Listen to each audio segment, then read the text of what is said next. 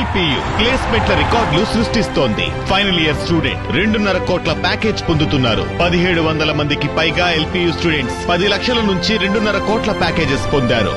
విద్యా విప్లవం ప్రారంభమైంది లవ్లీ ప్రొఫెషనల్ యూనివర్సిటీలో. రాజమండ్రి సెంట్రల్ జైలు అధికారులకు ఏసీబీ కోర్టు ఆదేశాలు జారీ చేసింది.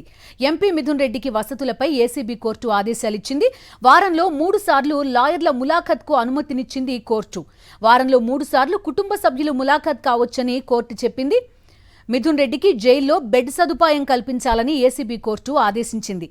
రోజుకొకసారి ఇంటి భోజనం తెచ్చుకునేందుకు అనుమతినిచ్చింది. న్యూస్ పేపర్, మినరల్ వాటర్ అనుమతించాలని ఏసీబీ కోర్టు ఆదేశాలు జారీ చేసింది. పూర్తి డీటెయిల్స్ అందిస్తారు మా కరెస్పాండెంట్ సతీష్. సతీష్ చెప్పండి, ఏసీబీ కోర్టు ఆదేశాలు ఏమనిచ్చింది, పూర్తి డీటెయిల్స్ ఏంటి? రాజమండ్రి సెంట్రల్ జైల్లో ఉన్నటువంటి ఎంపీ మిథున్ రెడ్డికి సంబంధించి సదుపాయాలపైన రాజమండ్రి జైలు అధికారులపైన ఫిర్యాదు చేసిన నేపథ్యంలో మిథున్ రెడ్డి లాయర్లు ఫిర్యాదు చేసిన నేపథ్యంలో ఈ రోజు విచారించినటువంటి ఏసీబీ న్యాయమూర్తి ఆ విచారణకు సంబంధించి ఆ తీర్పును కొద్దిసేపు వెల్లడించారు.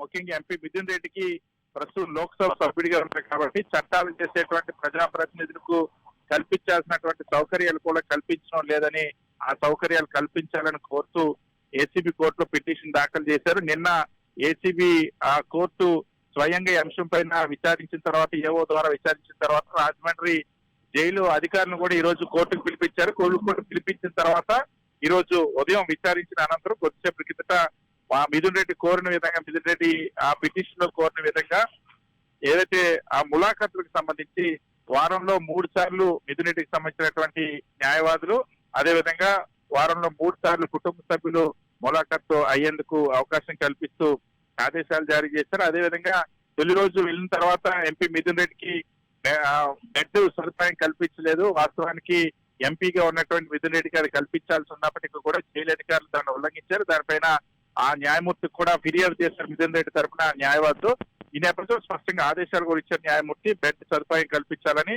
అలాగే ఇంటి భోజనానికి సంబంధించి రోజుకు 3 పూట్ల ఇంటి భోజనం అనుమతించేందుకు అనుమతి కోరారు మిథున్ రెడ్డి తరఫు న్యాయవాదులు. అయితే న్యాయమూర్తి మాత్రం రోజుకి ఒకసారి ఇంటి నుండి భోజనాన్ని పంపిణీ చేసేందుకు అనుమతిస్తూ ఆదేశాలు జారీ చేశారు.